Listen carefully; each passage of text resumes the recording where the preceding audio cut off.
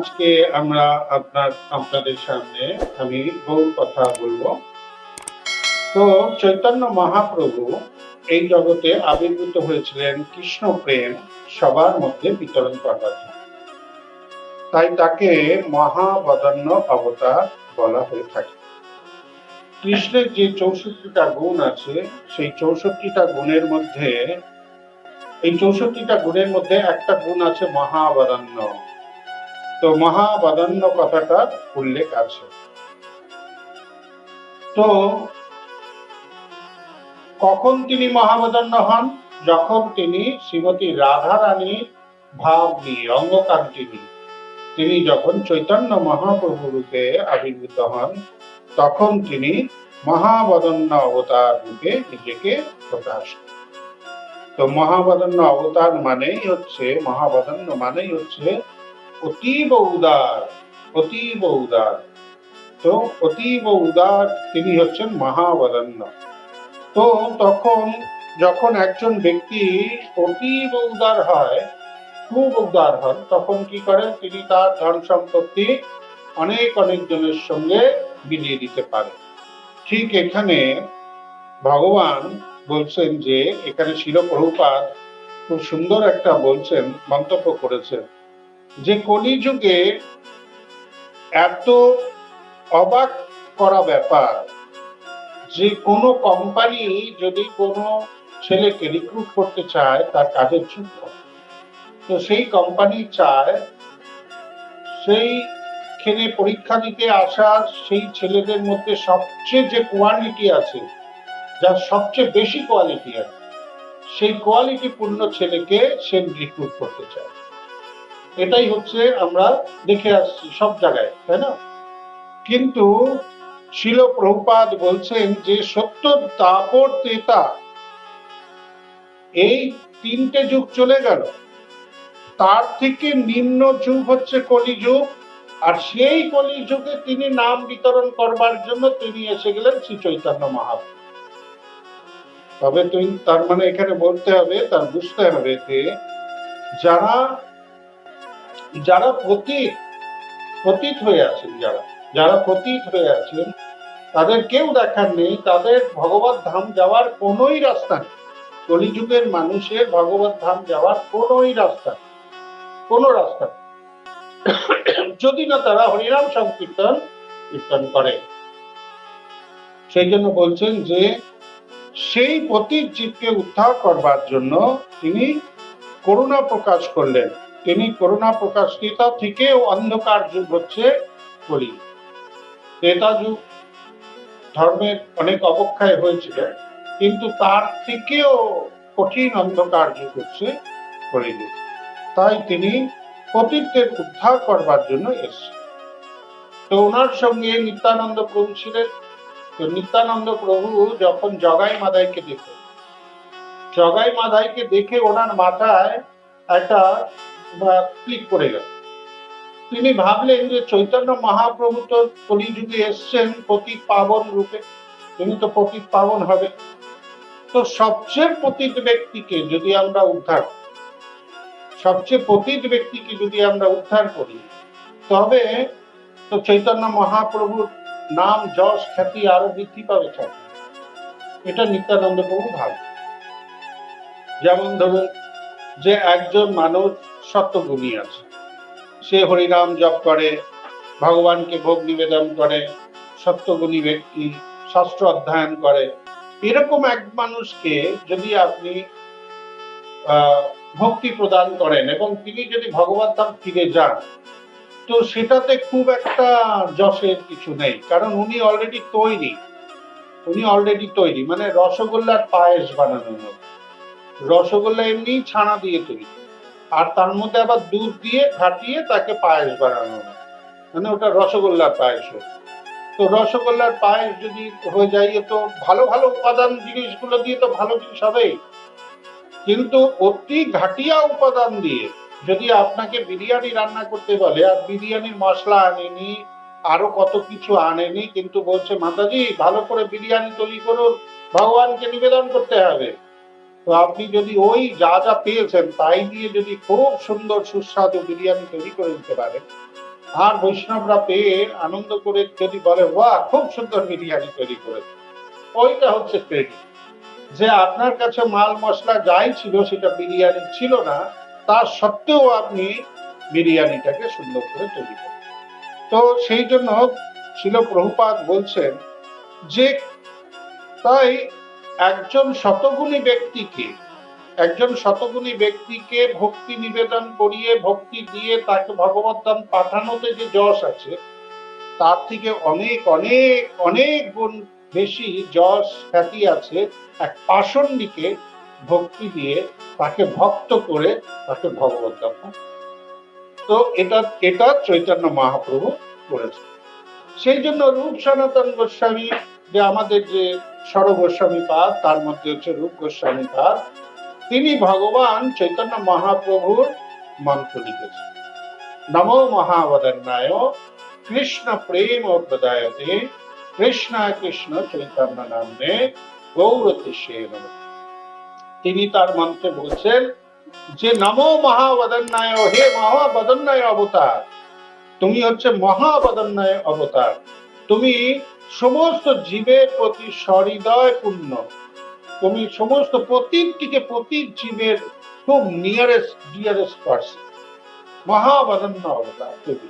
তুমি সমস্ত কিছু বিলাতে পারো, যা তোমার অন্য যে তুমি যে অন্য সময় সত্য দাপর ক্রেতাতে তুমি যে এসছো, আর সেখানে যে তুমি হরিনাম প্রচার বা সাধু সঙ্গের জন্য, তুমি সাধুকে রক্ষা করবার জন্য যে তুমি যুগ অবতার রূপে এসছো, সেইখানে তুমি যে তোমার দয়া দেখিয়েছো, করুণা দেখিয়েছো, তাদের উদ্ধার করার জন্য যে করুণা দেখিয়েছো, তার থেকে 100 গুণ বেশি করুণা তুমি চৈতন্য মহাপ্রভু রূপে দেখো। চৈতন্য মহাপ্রভু কেন? তার কারণ হচ্ছে কলিযুগ হচ্ছে সবচেয়ে নিম্ন থেকে নিম্ন যুগ, অন্ধকার পূর্ণ। এই যুগের মানুষের আয়ু থেকে, স্মৃতি থেকে সবকিছু ছোট, এবং তার মধ্যে জরা ব্যাধি তার মধ্যে আছে। তো জরা ব্যাধি পূর্ণ মানুষ, সে কিছু বলবে, আজ কিছু বলছে, কাল কিছু অন্য কথা বলবে, আজ কিছু খেয়েছে, কালকে যদি জিজ্ঞেস করা সে বলতেই পারবে না, নানান সময় ভুল ভলাক্কার হয়ে যাবে, কত কি ভুল ভাল করবে তাদের। এত কিছুর মধ্যেও তুমি তাদের আপন করে নিয়েছো, সেই জন্য তুমি হচ্ছে মহাবদন্নায় অবতার। তো নমো মহাবদন্নায় মানে এই ব্যক্তিকে আমি নমস্কার করি যিনি মহাবদন্নায়।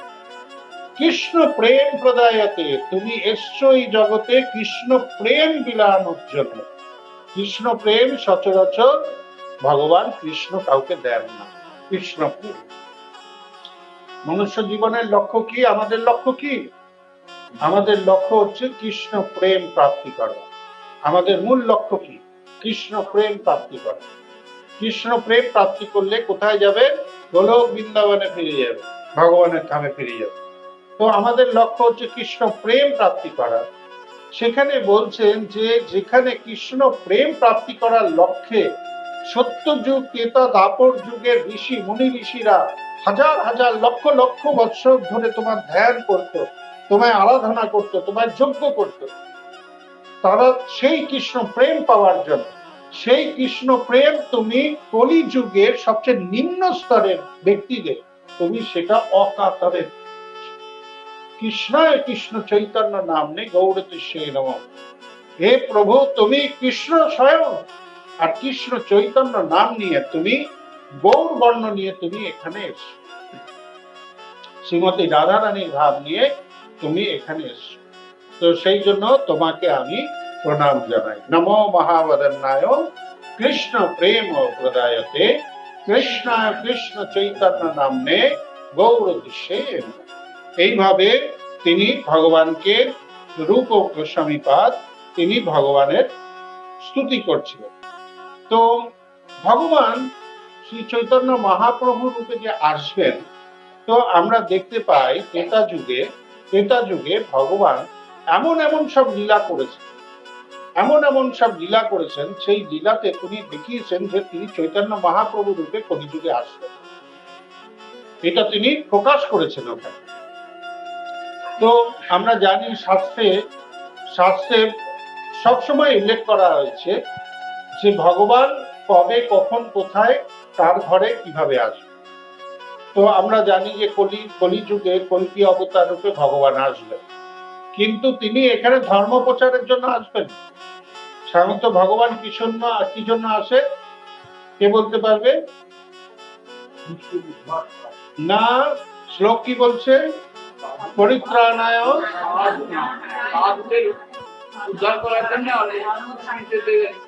বিনাশ করার, তবে দুষ্কৃতীদের বিনাশ করবে আর সাধুদের রক্ষা করবে ভগবান বলছেন। তো তিনি বারবার আসবেন বলেছেন, কিন্তু বারবার আসবেন তিনি কি বলছেন? সাধুকে রক্ষা করবেন আর দুষ্কৃতীকে দমন। তো কিন্তু কলিযুগে ভগবানের কোনো আবির্ভাবের কথা নেই। ভগবান কলিযুগে আবির্ভূত হন না, কলিযুগে আসেন না ভগবান। ভগবান আসেন ত্রিযুগী, সেই জন্য ভগবানকে ত্রিযুগী বলা হয়। ভগবান 3 যুগে আসে, সত্য, তারপর ত্রেতা, তারপরে তিনি আসেন। তো 3 যুগী বলা হয়। ভগবান কলিযুগে আসেন না। কিন্তু চৈতন্য মহাপ্রভু, তাহলে কেউ প্রশ্ন করতে পারে চৈতন্য মহাপ্রভুকে স্বয়ং কৃষ্ণ বলা হচ্ছে, তাহলে চৈতন্য মহাপ্রভু তো কৃষ্ণ এসছেন। কিন্তু এটা হচ্ছে বলা হয়েছে যে ব্রহ্মার 28তম দিনে, ব্রহ্মার একদিন কত হয়, একদিন কার জানা আছে? একটা দিন কত হয়? 1000 চতুর্যুগ। 1000 চতুর্যুগ কি কি আছে? সত্য, ত্রেতা, দ্বাপর, কলি, 4টে যুগ 1000 বার রান করলে, ঘুরে আসলে ব্রহ্মার একদিন হবে, আবার 1000 বার এইভাবে আবার সত্য, দ্বাপর, ত্রেতা, কলি ঘুরে আসলে ভগবান ব্রহ্মার একটা রাত হবে। তার মানে 12 ঘন্টা হবে খালি দিন। দিন মানে 12 ঘন্টা হবে, আর 12 ঘন্টা রাত হবে আবার। ঠিক আছে, বুঝতে পারলেন? তো এইভাবে ব্রহ্মার বয়স আছে, আর সেই বয়স যখন 100 বছরে পরিণত হবে, এইভাবে ঘুরতে ঘুরতে 100 বছরে আসবে, তখন সেটাকে মহাপ্রলয় হবে।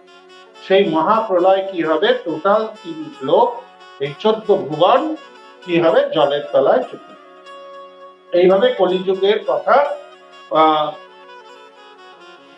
12 নম্বর স্কন্ধ নম্বর 12-তে কলিযুগের উল্লেখ করা আছে, যে কলিযুগে কি পতন হবে, কি হবে, কিরকম হবে কলিযুগ, কিরকম দেখতে হবে কলিযুগ, শেষ দিকটা কিরকম হবে, এরকম সব কলিযুগের বিবরণ দেওয়া আছে। ওটা পড়লে গা শিউরে উঠে।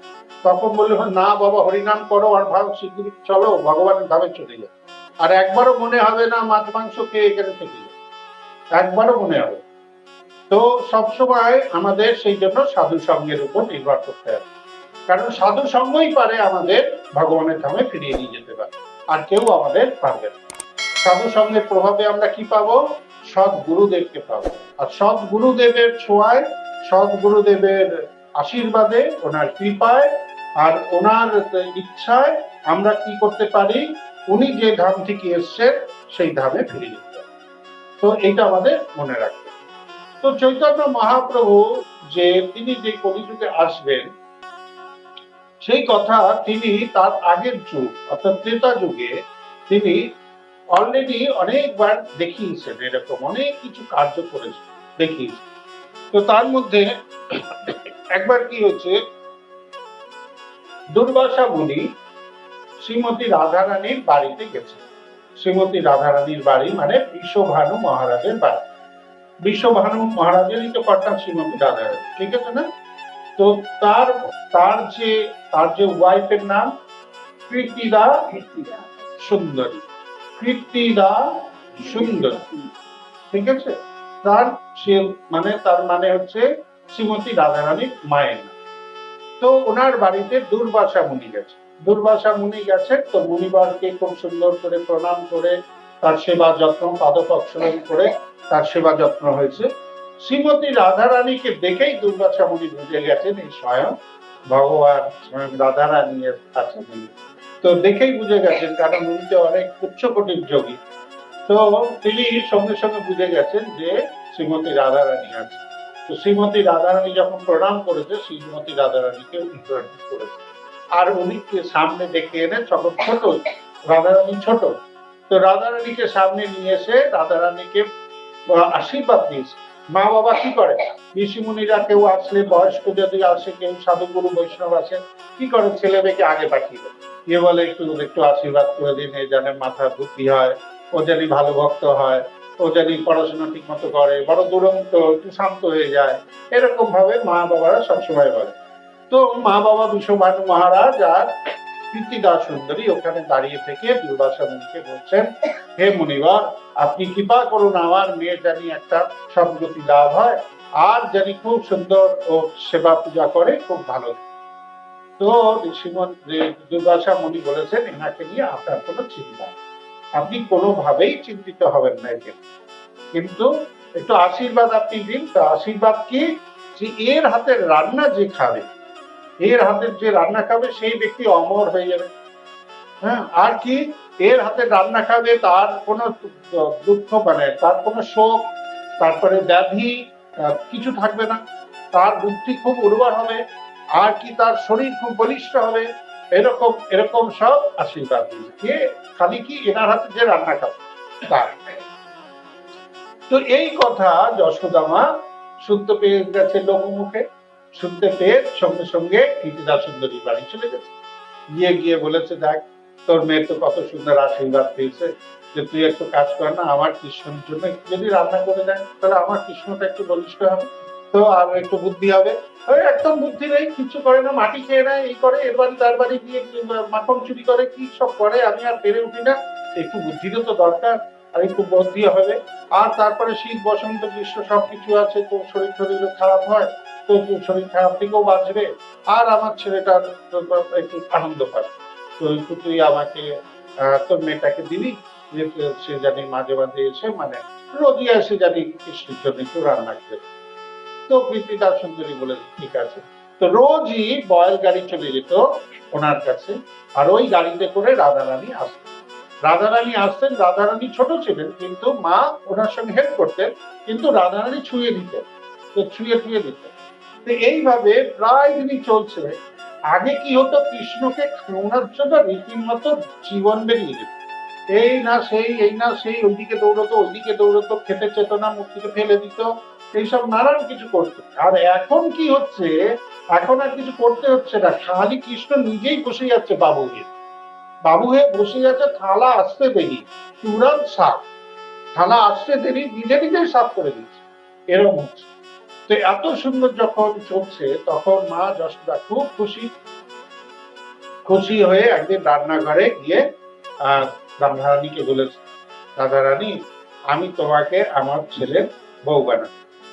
তখন রাধারানী খুব লজ্জা পেয়ে গেছে, বলছে, আরে বাবা কি বলে, তো লজ্জা পেয়ে মাথা নিচু করে আছে।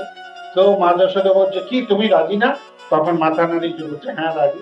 তো এরকম রাজি। তখন কি করেছে, হলুদের যে হলুদ বাটা ছিল, সেই হলুদ বাটা কি করেছে, হাতের মধ্যে মাখিয়ে বলছে, তোমার হাত পিলা কর দিয়া, হ্যাঁ হাত পিলা হো গিয়া, তো আমার কৃষ্ণের সঙ্গেই তোমার বিয়ে হয়ে যাবে, এই পাক্কা খবর হয়ে গেল। তো এইবার কি হচ্ছে, রাধারানী খুব আনন্দে ওটাকে গ্রহণ করেছে।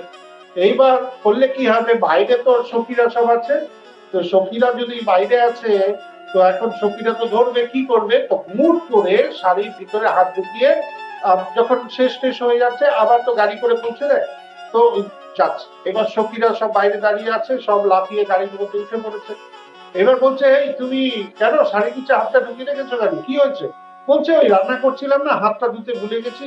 তো বলছে, কি হয়েছে দেখি, কি হয়েছে হাতে, কি হয়েছে, তো পুরো হাতটা হলো। বলছে, আরে তোমার হাত হলো কই করে দিল, কি হলো এই হাতটা? বলে, না হলুদের ওই বাটিটা না নিচে পড়ে গেছিল, আমি না ওই হলুদ গুলো তুলতে গিয়ে হাতটাই হলো, তো ওই জন্য ওই সামনে যে পুষ্করিণীটা আছে ওইখানে বার করাও, আমি একটু হাতটা ধোবো। তো পুষ্করিণীতে হাত ধুয়েছে, ওটার নাম হচ্ছে পিলিপুকুর। বৃন্দাবনে গেলে জানতে পারবেন পিলিপুকুর। তো হাত ধুয়েছে, ওতে পুরো জল ইয়েলো হয়ে গেছে, সরোবরের জল ইয়েলো হয়ে গেছে। তো হাত ধুচ্ছে, আর সখীরা তো বুঝতে পেরেছে, আর সখীরা ওর সঙ্গে খুব খুনসুটি করছে, করছে, বলছে, হ্যাঁ হ্যাঁ সব বুঝেছি, না বললে কি হয়, এইসব হচ্ছে। এর মধ্যে ঝপাস করে একটা, সবাই কেঁপে উঠেছে, বলছে, বাপরে এ আবার কি আওয়াজ? তো সঙ্গে সঙ্গে সবাই ভুরু ভুরু কুচকে তাকিয়ে আছে, ছপাস করে আওয়াজ হয়েছে মাঝখানে, হঠাৎ আওয়াজ হয়েছে। তো সবাই ওইদিকে চোখ, ওইখান দিয়ে দেখছে যে কৃষ্ণ উঠে আসছে ওখান থেকে। কৃষ্ণ দেখতে এসেছিল হচ্ছেটা কি এখানে, আর ওকে কে ঠেলে দিয়েছে আর ও পড়ে গেছে জলের মধ্যে। তো সব তো বদমাশি করে কৃষ্ণর সঙ্গে, আর দিয়েছে ঠেলে, আর কৃষ্ণ জলের মধ্যে ধপাস করে পড়ে। এবার কৃষ্ণ যখন ওইখান থেকে উঠেছে, কৃষ্ণের শরীর ইয়েলো হয়ে একদম ইয়েলো হয়ে গেছে। আর কৃষ্ণকে দেখে সব গোপীরা আর গোপ বালকরা চিৎকার করছে, কৃষ্ণ ভীষণ সুন্দর লাগছে তোমার, তোমার যে আগের রূপ সেইখান থেকেও তোমাকে খুব সুন্দর, তুমি এই রূপেই থাকো, তোমাকে এই রূপেই থাকতে হবে। তখন কৃষ্ণ ধীরে ধীরে উঠে এসে বলছে, না এই রূপে আমি থাকতে পারবো না, পরের যুগে আমি এই রূপে আসবো। তো কৃষ্ণ তখন বলে দিলেন যে এই কালারেই আমি আসবো, কিন্তু চৈতন্য মহাপ্রভু রূপে আসবো। তো আগের যুগেই তিনি নিজেকে এইভাবে প্রকাশ করলেন। তো এইভাবে একটা ঘটনা যখন এরকম ঘটলো, তা আরেকটা ঘটনা বলছি আপনাকে। একবার রাধারানীর সঙ্গে কৃষ্ণের দেখা করার কথা, মানে রাধারানীর সঙ্গে তো কৃষ্ণ সময় দিত, দেখা করতো, তো দেখা করতো, তো এরকম চলছে। তো একবার কি হয়েছে, কৃষ্ণ কি করতো, লেটে আসতো। তো লেটে আসতো কৃষ্ণ লেটে আসতো, আর সেই নিয়ে খুব ঝামেলা, খুব ললিতা বিশাখা খুব ঝামেলা করতো। মানে বলতো কি, আমার সঙ্গে কি খেলনা নাকি, তোমার ইচ্ছা নাকি, তুমি যখন খুশি আসবে, লেট করে আসবে, যা কিছু করবে, হবে না, এরকম হবে না। তো একটা জড় জগতে একটা এরকম একটা কৌতুক আছে, লেট করে আসার একটা কৌতুক আছে। তো একটা ছেলে একটা মেয়েকে ভালোবাসতো। তো মেয়েটা যখন তাকে টাইম দিত, এই জায়গায় আজকে এইখানে আসো, আজকে এই শহীদ মিনারের পাশে আসো, ওইখানে আছি, তো ও কি করতো, 4টে টাইম দিলে 4:30 গিয়ে বলতো। এরকম ভাবে প্রায় দিনই বছরের পর বছর এরা মেলামেশা করছে, কিন্তু কোনো দিন ওই ছেলেটা টাইম মতো আসে, আধা ঘন্টা লেট খাবেই খাবে, যাই টান দিই। 6:30 দিনে 7টায় আসবে, 7টা দিনে 7:30 আসবে, আবার সকালে যদি বলবেন আরো আধা ঘন্টা পরে আসবে, এরকম। তো মেয়েটা খুব বিরক্ত হয়ে গেছে, বলছে, দূর দূর, আমি এই লোকের সঙ্গে আমি কোনোদিন বিয়ে করবো না, এরকম লোক যার কোনো কথার দাম নেই, কিছুর দাম নেই, এর সঙ্গে আমি সারা জীবন কাটাবো কি করে, এর তো কোনো কথারই দাম নেই, তো এই লোকের সঙ্গে বিয়ে করবে না। শোনো, তোমার সঙ্গে আর কাটাও, তোমার সঙ্গে আর কোনো যোগাযোগ নেই, তুমি আমায় বিরক্ত করবে না, আমি তোমায় বিরক্ত করবো না, আমি তোমার কাছে আসবো, আর আমি তোমায় ডাকবো। তো এইবার ছেলেটা বাড়ি চলে গেছে, মনটা খুব খারাপ। এই ছেলেটার বাবা আছে, মা অনেক আগেই মারা গেছে। তো সুতরাং বাবার কাছেই বড় হয়েছে।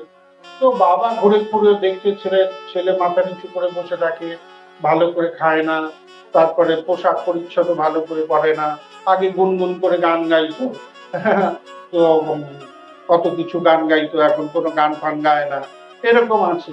তখন বাবা বলেছে, বাবা তোমার কি হয়েছে? বলছে, বাবা কি বলবো, মনটা আমার ভালো নেই। কেন? বলছে, বাবা আমি যাকে ভালোবাসি সে বলে দিয়েছে আমার সঙ্গে আর কোনো কানেকশন। বলে, কেন কানেকশন নেই? কেন, কিসের জন্য কানেকশন? তোমার তো কোনো অপগুণ নেই, তুমি তো খুব ভালো ছেলে, তা আমি আমার ছেলেকে তৈরি করেছি, কোনো অপগুণ নেই, কেন সে ভালোবাসবে না? তো বলছে না, ব্যাপার হয়েছে বাবা, ও আমাকে যে টাইমটা দেয় না, আমি তার আধা ঘন্টা পরে পৌঁছাই, তো ওই জন্য প্রচন্ড রেগে গেছে, আর আমাকে না কিছুতেই মানতে চাইছে, আর এটা বছর বছর ধরে হচ্ছে, তো সেই জন্য। তখন বাবা বলেছে, ঠিক আছে, তুমি আজকে ফোন করো, আর ওকে খুব রিকোয়েস্ট করো আসবে, গঙ্গার পাড়ে আসবে, খুব রিকোয়েস্ট করো যে আজই লাস্ট দিন, আমি একদম যদি ঠিক টাইমে না আসি তাহলে আর আমার সঙ্গে সম্পর্ক রাখতে হবে না, আর কিছু বলবো না, আমি একদম পাক্কা ঠিক টাইমে। তো 4টের সময় টাইম দিয়েছে, 4টের সময় টাইম দিয়েছে, সে তো বাবার সঙ্গে এসছে, ছেলেটা 4টের মধ্যে ঢুকে গেছে, বাবার সঙ্গে এসছে না, 4টের সময় এসে গেছে, আর মেয়েটাকে ছেলেটাকে ছেড়ে দিয়েছে, আর বাবা লুকিয়ে আছে গাছের পিছনে। আর মেয়েটা তো অবাক, আর পুরো ওকে জড়িয়ে ধরেছে কাঁদতে কাঁদতে, বলছে কারণ সে তো থাকতে পারছে না ওকে ছেড়ে, এতদিনের ভালোবাসা, কিন্তু জড়িয়ে ধরে কাঁদছে, বলছে, তুমি সত্যি চলে এসছো, আমি ভাবতে পারছি না, এইভাবে যখন এরকম একটা পরিবেশ হয়েছে, তৈরি হয়েছে, তখন ওর বাবা গাছের পিছন থেকে বেরিয়ে বলছে যে মা তুমি কিছু রাগ করো না, আমার ছেলেটা সত্যিই খুব ভালো ছেলে, আমার ছেলের মতো ছেলে হয় না, এর মা তো অনেক আগে মারা গেছে, আমি ওকে মানুষ করেছি কোলে পিঠে, আর আমি জানি ও ভীষণ ভালো ছিল। কিন্তু মা ওই যে তোমার আধা ঘন্টার ব্যাপারটা না, ওটা না ম্যানুফ্যাকচারিং ডিফেক্ট।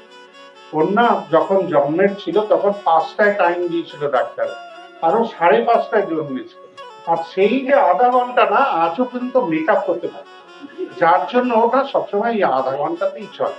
তুমি ওটা কিছুই মনে করো, হ্যাঁ তুমি এটা ম্যানুফ্যাকচারিং ডিফেক্ট, তো ও কোনো ডিফেক্ট না, তুমি এটা কৃপা করে মনে করে নিজেরা বিবাহ দিন ঠিক করো, আমি তোমাদের বিবাহ। তো এরকম ব্যাপার। তো লেট করে আসলে খুব সমস্যাও আছে, তো বাইরের জগতেই কত সমস্যা, এখানেও সেম সমস্যা আছে। এবার সমস্যা হচ্ছে ইনি তো লেট করে পৌঁছেছেন, আর পৌঁছেছে এবার ললিতা বিশাখা বাইরে দাঁড়ানো, ললিতা বলছে ঢোকা যাবে না, ললিতা দেবী বলছে ঢোকা যাবে। তো আমার আমার অত সোজা না যে আমার আমার যে গোপী, আমার যে অধিষ্ঠানী রাধারানী, তিনি তিনি তোমার সঙ্গে অত খেলনা না, তুমি যখন খুশি আসবে সে হ্যাঁ হ্যাঁ করতে করতে চলে আসবে, অত সোজা, তুমি বাইরেই থাকো। তখন বলছে আরে জানো আমি কোথা থেকে আসছি, বলে যেখান থেকে আসো, যেখান থেকে আসো, টাইম এই ছিল, তুমি আসোনি কেন, তোমার অভ্যাসই এলো, তুমি কোনোদিন টাইমে আসো। আর মিথ্যা মানে ঝুড়ি ঝুড়ি মিথ্যা কথা বলো, তোমার কথার কোনো দাম নেই, তুমি ঝুড়ি ঝুড়ি মিথ্যা কথা বলো, সেকেন্ডে সেকেন্ডে মিথ্যা কথা বলো। তো এইরকম যখন চলছে তখন বলছে কিছুতেই ঢুকতে দিচ্ছে না, তখন বলে আরে ঠিক আছে আমি অত দূর থেকে হেঁটে হেঁটে আসছি, তো বুঝতেই পারো লেট হয়ে গেছে, দেখো আমি ঘেমে গেছি, দেখছো কত ঘেমে গেছি। বলছে ওইসব ছাড়ো, ওইসব কিছু হবে না, বাহানা মেরো না, যেখান থেকে এসছো সেখানে চলে যাও, চলে যাও। বলছে ঠিক আছে চলে যাবো, তুমি ভেতরে গিয়ে বলো রাধারানী, রাধারানী যদি বলে চলে যেতে আমি চলে যাবো। এবার ভিতরে রাধারানী তো ভিতর থেকে শুনছেই, ভেতর থেকে, আর বাইরে একজনে জনে বলছে, আর এইবার গিয়ে ললিতা দেবী গিয়ে বলছে রাধে, ওই যে যে কালো, দেখতে কালো, ভেতর কালো, মিথ্যাবাদী, বদমাস, শয়তান, চোর, সেটা এসছে বাইরে দাঁড়িয়ে আছে, তুমি কি ওর সঙ্গে দেখা করবে? সেটা বাইরে এসে দাঁড়িয়ে আছে, তুমি কি দেখা করবে? মানে কত উদাহরণ দিয়েছে, বুঝেছেন? এত কিছু বলেছে। তো এত কিছু বলছে, রাধারানী বলেছে যে ও যদি 3টে শর্ত আমার মানে, তাহলে 3টে শর্ত যদি মানে আমি ওর সঙ্গে দেখা করবো। তো ললিতা দেবীকে বলে দিয়েছে 3টে শর্ত। এবার ললিতা দেবী বাইরে এসে বলছে শোনো, রাধারানী দেখা করবে তোমার সঙ্গে, বলেছে, বলছে তাহলে আমি যাই, বলে ভেতরে ঢুকছিল, বলে এই হাত ধরে বারে করে দিবি, বলে এদিকে আসো, 3টে শর্ত আছে, 3টে শর্ত আছে, যদি মানবে তবে ঢুকতে দেবো, নাহলে ঢুকতে দেবো। তো বলছে কি কি শর্ত বলো তো? তো ললিতা দেবী বলছেন যে প্রথম শর্ত হচ্ছে তোমার যে এই যে কুচকানো কুচকানো চুল আছে না, হিরো সেজে ঘুরে বেড়ানো, আর সমস্ত রমণীদের মন জয় করার কৌশল, এই চুল আগে কাটতে হবে, এই চুল তোমায় কাটতে হবে, ন্যাড়া হতে হবে, ন্যাড়া হতে। আর এই যে এত সুন্দর সিল্কের বসন করছো না, এদিকে একদম হিরোর মতো চল এইরকম করছো না, ওইসব বন্ধ রাখ, এইসব সিল্কি কাপড় পরা যাবে, তোমাকে গেরুয়া কাপড় পরতে হবে, আর হাতে কমণ্ডল নিতে হবে, আর যে পায়ে নাগরাই পড়েছো না, ওই নাগরাই ফেলতে হবে, ওখানে খরম করতে হবে, খরম করতে হবে। আর শ্রীমতী রাধারানী তোমার সঙ্গে থাকবে, তার সব কথা তোমায় শুনতে হবে, আর সমস্ত কঠিন যুগকে তোমায় উদ্ধার করতে হবে। রাজি? বলছে হ্যাঁ রাজি। 1 নম্বর হলো, এর 1 নম্বর হলো। দ্বিতীয় নম্বর বলছে, দ্বিতীয় নম্বর সরি না, ওটা হয়ে গেল। দ্বিতীয় নম্বরটা ছিল রাধারানীর সঙ্গে থাকতে হবে, আর রাধারানী যেটা বলবে সেটা শুনতে হবে। আর 3 নম্বর হচ্ছে পাত্র বিচার করা যাবে না, কে পাত্র কে অপাত্র এ তুমি বিচার করতে পারবে, সবাইকে তোমাকে করুণা করতে হবে। এটা হচ্ছে 3 রকম, 3টে ছিল। তো এই 3টেই বললাম কিছুক্ষণ আগে। তো এইভাবে যখন চৈতন্য মহাপ্রভুকে বলল, তখন এই সরি কৃষ্ণকে বলল, কৃষ্ণ বলল রাজ। তো দেখুন ভগবান শ্রীকৃষ্ণ তখন কি করলেন, তখন ওই গেরুয়া বসন তৈরি হলো, সেরকম তৈরি হলো, তো এইখানে তিনি কি করলেন, কলিযুগে এসে তিনি সেম কার্য করলেন। তিনি গেরুয়া বসন ধারণ করলেন, ওই চুল তিনি কেটে